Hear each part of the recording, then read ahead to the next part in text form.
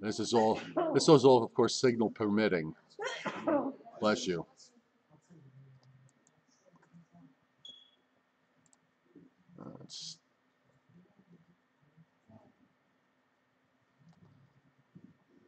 You know, a lot of this depends on the speed of the signal, and it's going really slow.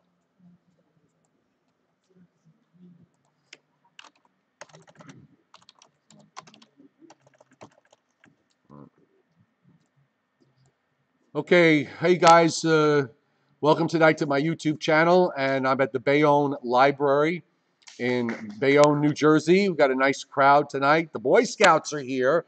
They're behind me. So let me just tell you guys real quick, those of you who are watching on my YouTube channel, just to let you know, the signal here is a little bit dicey. So I'm just going to let it run, and it may conk out on you. It may not. I really don't have any control over this. So just to give you that heads up, all right? And it's probably going to be a little difficult for me to come onto the chat tonight and take your questions. We'll see if I can manage that later on, but for now, we're just going to be front and center with what's going on here. So we're going to get started. And where's Junior? Over here. Okay, so Junior, you go ahead and say, get the ball rolling. Okay. Hello, everyone. Thank you all for coming to the Bayonne Library. My name is Junior Ferranti from the City of Bayonne Emergency Management. We brought Joe Choppy in here tonight to share some discussion with weather with everybody from Bayonne. Hopefully, everybody enjoys it and gets a kick out of it. We're going to be utilizing, we're obviously here at the Bayonne Public Library. Fortunately, the director and the staff here at the library were very receptive to Joe coming here because of the historic value and the beauty of this building. We really want people to come back into the library and see how much beauty there actually is in this building and see all the history. Matter of fact, this Friday, they're going to have a veterans ceremony. And I believe it's going to be all afternoon on Friday with a flag raising at 3 p.m. But if you look through the hallways, you're going to see some incredibly beautiful historic pictures of World War I. I think they put a lot of World War I vintage photos up. Plus, through the halls, you're going to see all kinds of photos and some history that's in this building. So we want to welcome everyone. Thank you for coming to the library. Now, as far as OEM and what we're doing, we're very, very fortunate that what the mayor wanted to do was increase the public's awareness of the emergent situations. So through that, we're utilizing various social media platforms such as Facebook and Twitter and trying to keep the public possible so that you're better prepared, because an informed public is you're better prepared to handle any situation that comes up. You can react better and deal with the situation better. So part of that, obviously, as you know, is weather. We put a lot of posts up on weather. I'm going to tell you right now, anytime there's a big storm coming, the mayor will ask for a meeting with the key players at City Hall. And one of the first questions I get asked by the mayor, the fire chief, who was just here a minute ago, and the public safety is, what did your guy Joe say? They all want to know what Joe Choppy said. So Joe is here. Sometimes Joe Choppy wants to know what Joe Choppy said. So, and also, real quick, I also need to make mention that in the room we have Dr. Joe Ryan, who's the city's public information officer, who's joining us here tonight. So, I hope everybody enjoys it. Joe Choppy is a very well-known meteorologist. He has a no-nonsense approach to weather, and he's somebody that we all rely on. We've been relying on for years. I've been following him for a very long time. I'm honored to have him here, proud to have him here, and I hope that you all get some value out of him. And definitely start following him. You'll get a lot of information from him because we do. Thank you. Well, I appreciate the kind words, Junior. Thank you. Oh, you got a question already? Sure, go ahead. How many subscribers do I have on YouTube or all together? No, this is, you know what, this is the new world now. On my YouTube right now, I'm up to 7,200 subscribers. I'm shooting for 10,000. That's my goal. Thank you. One more question, and then I'm going to get started. My YouTube channel, I'm going to tell you all that all of this again later on. It's Joe Choppy. Okay. There's actually, if you search it, uh, JoeCioffi. Two channels will come up. There's Joe Chaffee, and then there's one that says Meteorologist Joe Chaffee. Go to the Joe Chaffee one. I started the other one, didn't quite work out, and then I wound up starting the second one, forgetting that I had the first.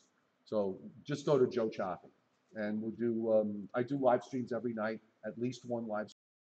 And for those of you on Facebook, I'm on Meteorologist Joe Chaffee, and I also do live streams there and on Facebook, and I do them during the week with my colleague Joe Rayo. We do what we call the Joe and Joe Weather Show, and that's usually every night at roughly 9:15 Eastern Time, depending on whether we get our work done. So thank you again for the kind words, Junior. I appreciate it greatly. So I have been at this for 40 years. Next year, 2019, will be my 40th anniversary in television. I've had a interesting, though somewhat uneven adventure, but an adventure nonetheless from when I started, which was back in 1979. I was in college. I was interning at the National Weather Service at the time, and I needed a job because my internship was coming to an end. And uh, funny things happen in this world sometimes, and fate lends a hand every once in a while. So just kind of remember that line when you guys get older. You'll understand it certainly when you get when you in your later teen years into as an adult. But I happened to pick up a phone that was on hold. On the other end of that phone was Alan Casper, and you may know Alan from New Jersey 101.5.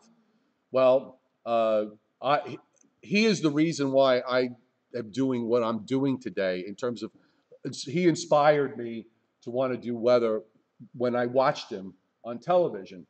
I watched him and said, "That's who I want to. That's what I want to do. This is who I want to be." So to have him on the other phone, on the side of the phone, was a thrill enough. So he was very nice on the phone, and we were talking, and I said, well, I'm going to be leaving here in a couple of weeks since I have to go back to school, and I got to start fast objectively, which is very, very important when you're young and you're a snow lover. You want everything in the wintertime to be, you want it to snow from the beginning of November to the end of April. I know that may sound a little odd, but if you're into weather, that's what you want. You want it to snow from beginning to end. Well, the problem with that is that A, that doesn't happen, and B, you can't wish cast, okay? You have to forecast. So the best thing to me was to be in a place where it never snowed. So I got to look at the weather going on up here, and I learned my craft. I was able to learn objectivity, and then from there I went to New Orleans, which is right over there. Actually, some might argue that it's sitting right inside Lake Pontchartrain because it's all below sea level here. But that was great. I spent 3 years there, and then we came up the coast. Went to Long Island, where I worked at News 12 Long Island. From News 12 Long Island, I went to Channel 11 in 1996. In 2007, I went to Channel 4 for a year. 2008, the financial crisis came, and everybody lost their jobs, including me. So I kind of shied away for a little while, although I was still doing radio on New Jersey 101.5. And Alan and I, by the way, have been friends ever since. I stood in his wedding. We've been friends for 40 plus years. And then got back into TV, back at 11.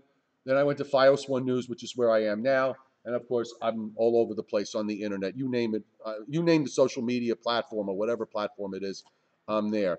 So I thought what we do, tonight, just to start off with, because it is kind of interesting what's going on across the Gulf states tonight. So we're looking at the radar at the moment.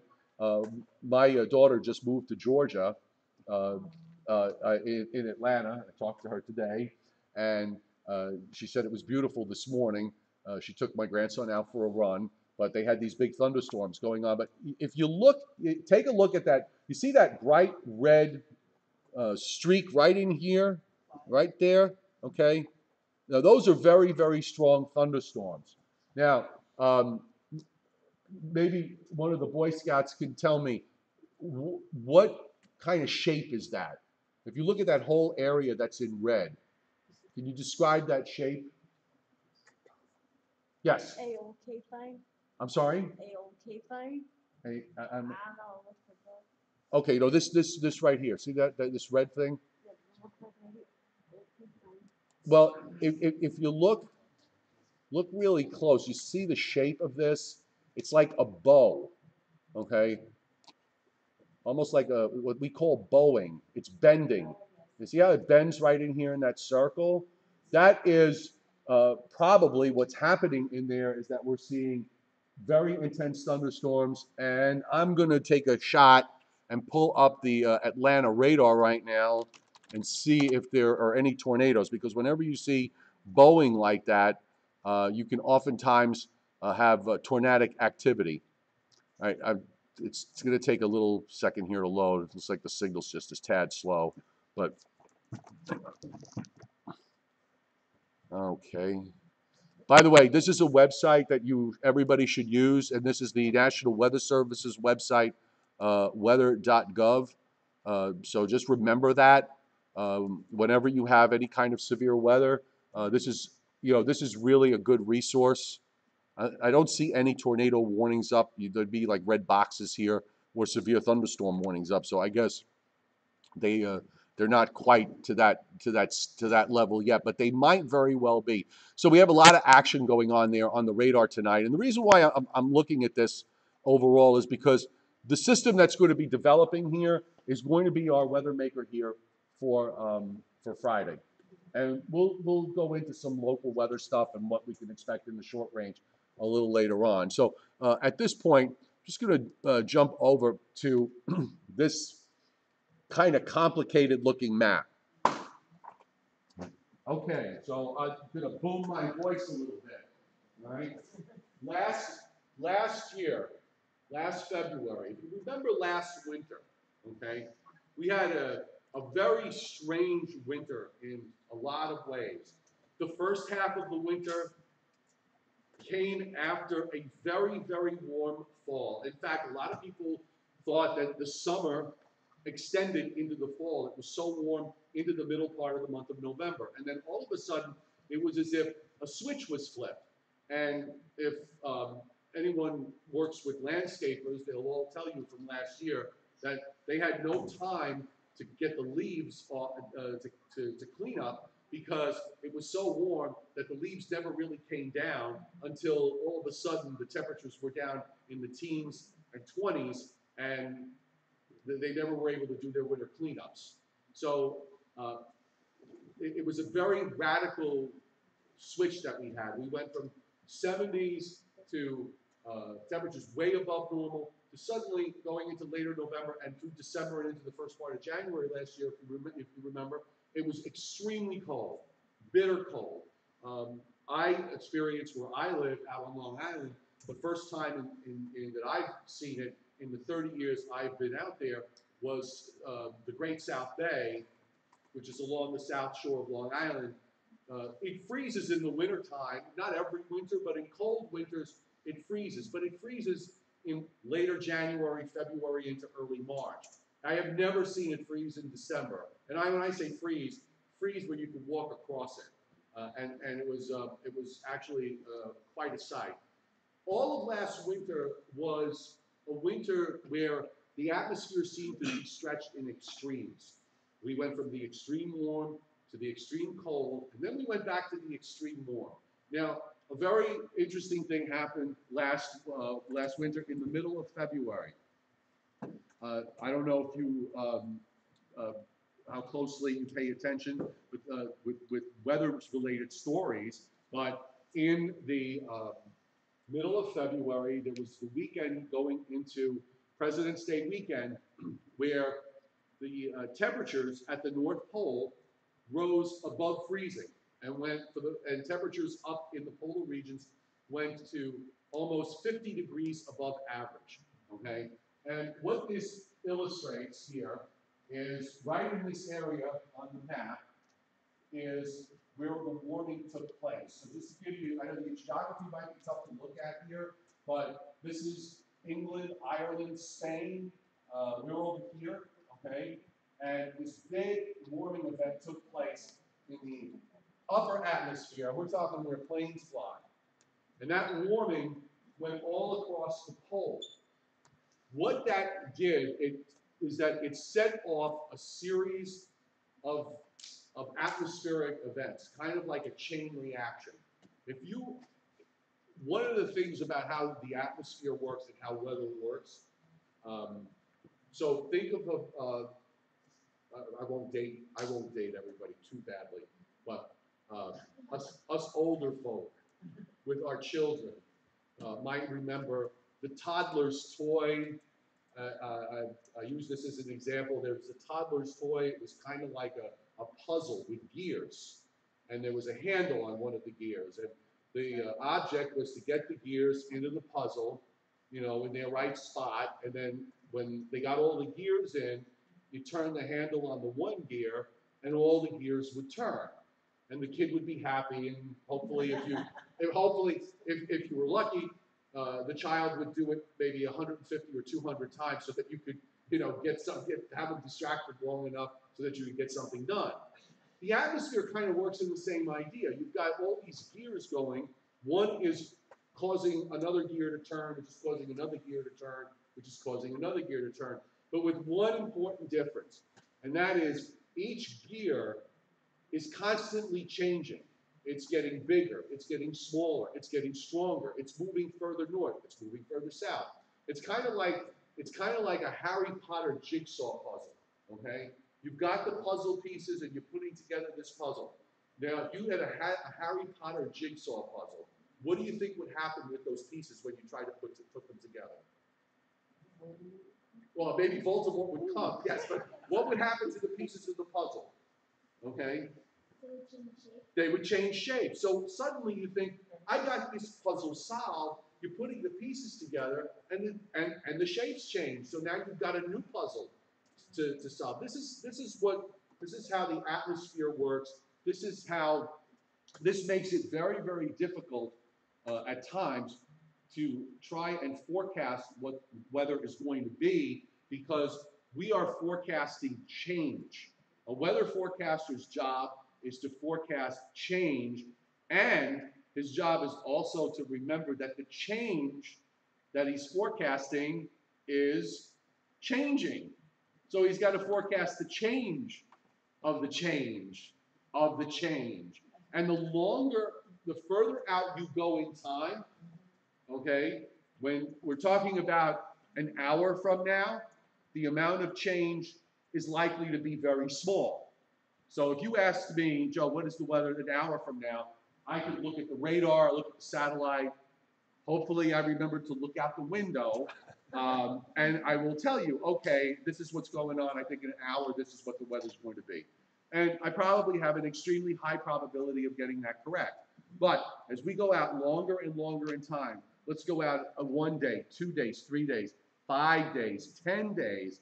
It's kind of like a V, okay? The further out in time you go, the wider and the larger amount of change that could take place. And this makes forecasting very, very difficult.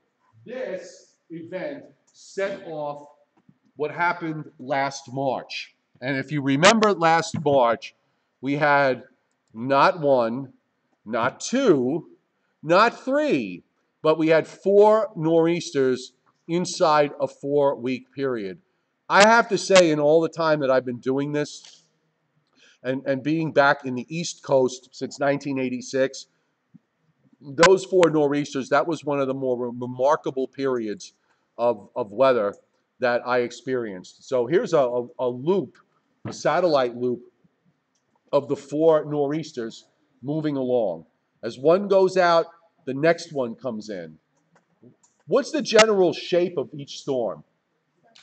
What does it look like? What punctuation mark does it look like? Let's go to the first one. Let's go back to the first one. All right, just having some signal issues here, folks. But when we saw that first one, I heard someone say it. What's the punctuation? A period? Not a period, Quotation mark? a comma or a quotation mark. Okay, I'll accept that. But it looks like a comma. Anytime you look at a, I'm going to bypass this because it's just not loading correctly.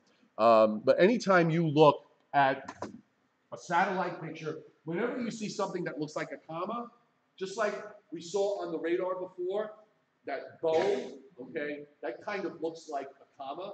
So you see that comma signature on the satellite, you're talking about something that's really strong, okay? You're talking about a big storm.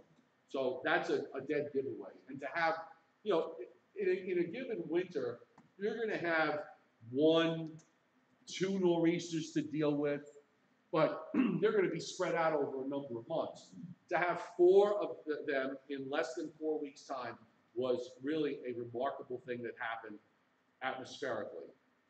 The last one of those at my house, out in central Long Island, I got 20 inches of snow out of it, and all of that fell in about 4 hours' time.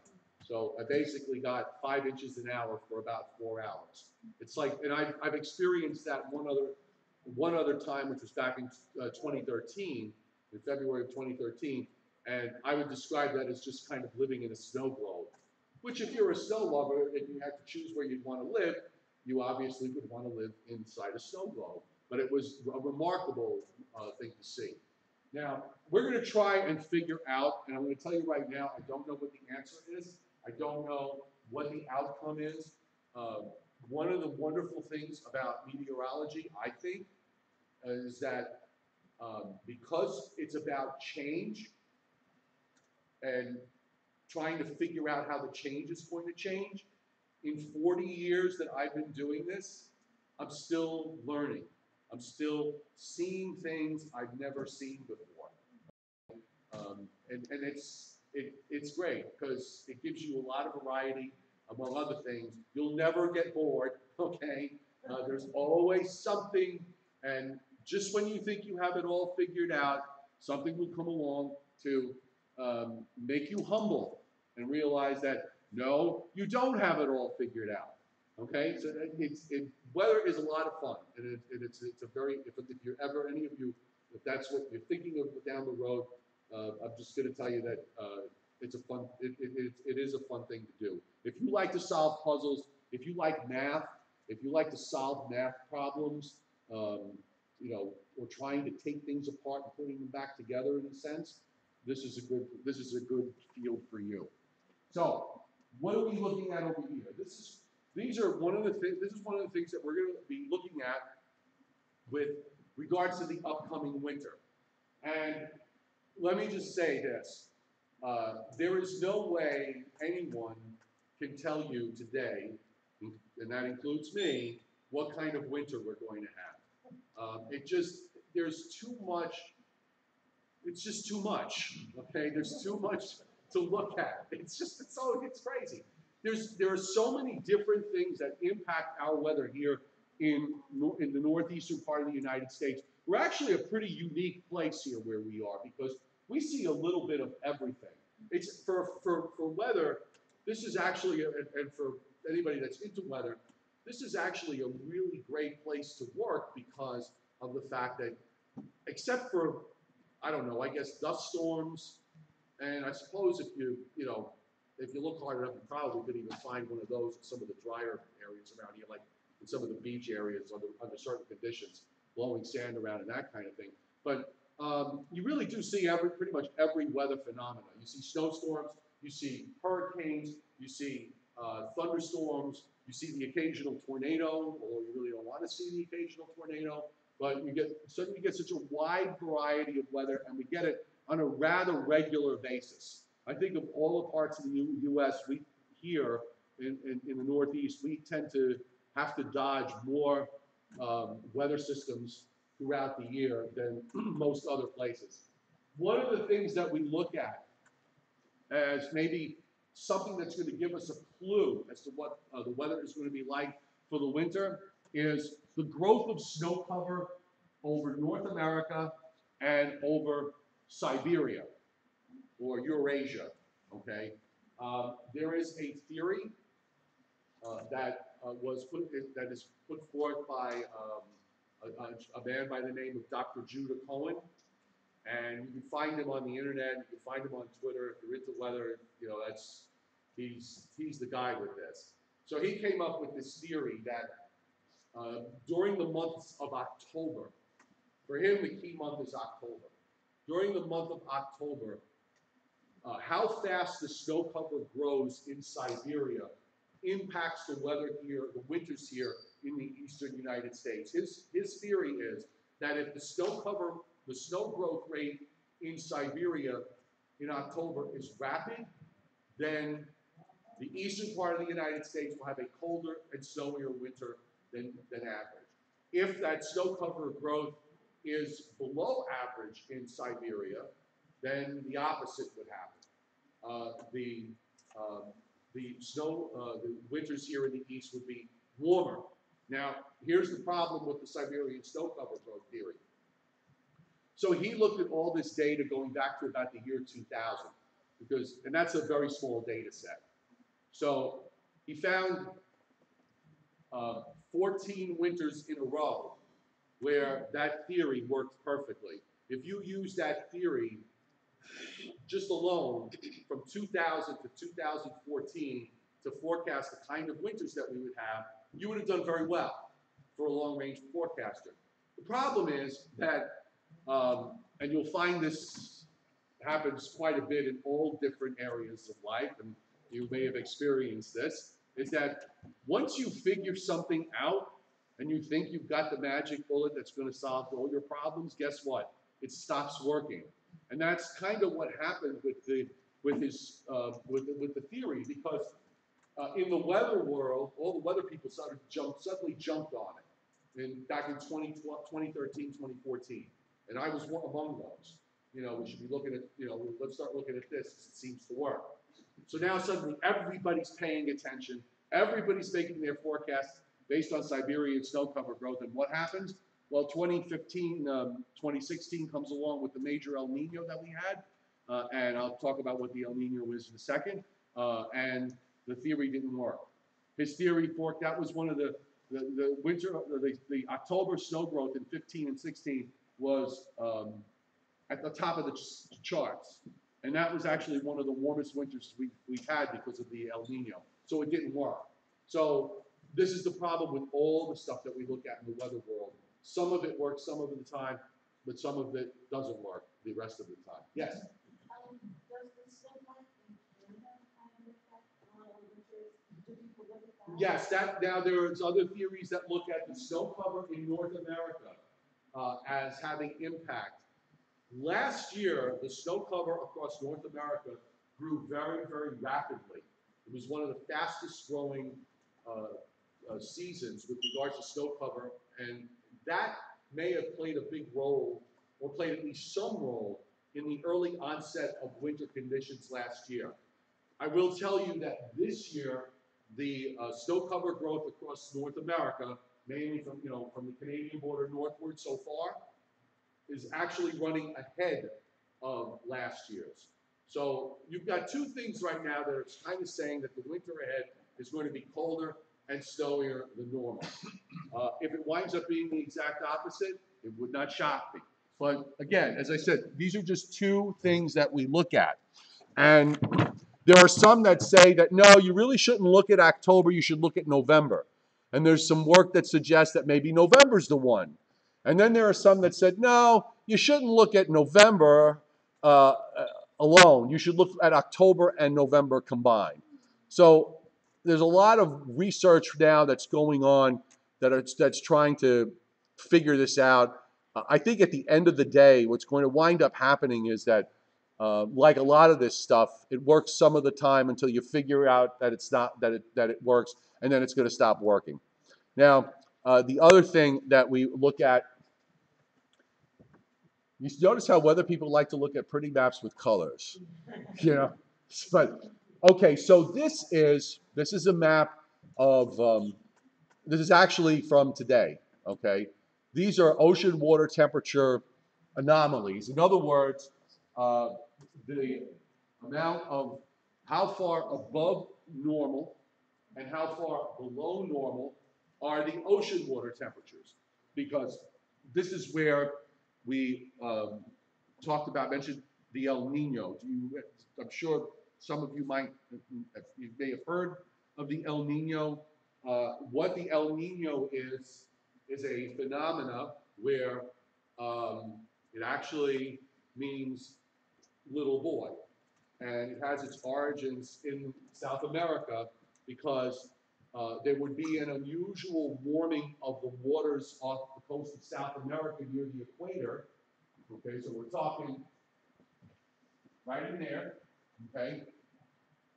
And it usually would happen in the Christmas season. So the El Nino is a reference to the baby Jesus in the nativity scene, okay? And Niño, is boy.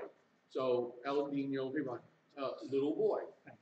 So we look to see if there's going to be unusual warming of the ocean waters in the Pacific. And you might say, well, Joe, why do we care about the Pacific Ocean when it's not anywhere near us because we live out here and where we are, we have the Atlantic Ocean. How does the Pacific have anything to do with this?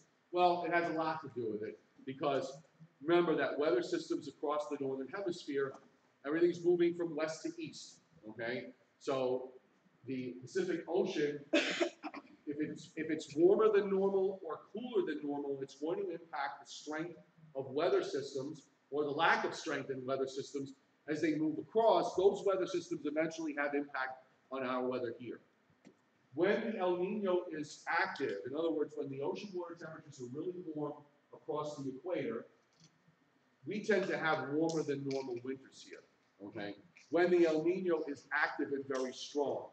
When the El Nino is weak, okay, then it doesn't really have that much of an impact on the winters one way or the other. We've had winters that with weak El Ninos where we've had very, very snowy and cold winters. We've had others that have been not so much in terms of being cold and snow. They're all dice rolls, pretty much. Right now, what we're looking at is that the El Nino, you see all this red area right in here, all of this, okay? So the ocean water temperatures there are running above normal, but they're not crazy above normal. So at best we can say is we have a weak El Nino right now, and the National Weather Service, their climate division, is forecasting the El Nino to basically stay on the weak side.